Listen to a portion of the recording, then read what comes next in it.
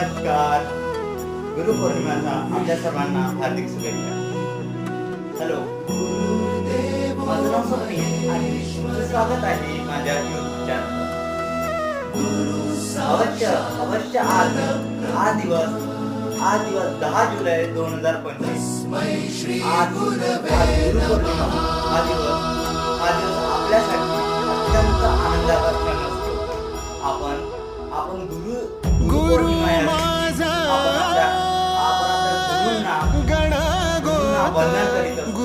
तरी आपण आपला सर्वात पहिला गुरु, आपला सर्वात प्रथम गुरु आपली आई.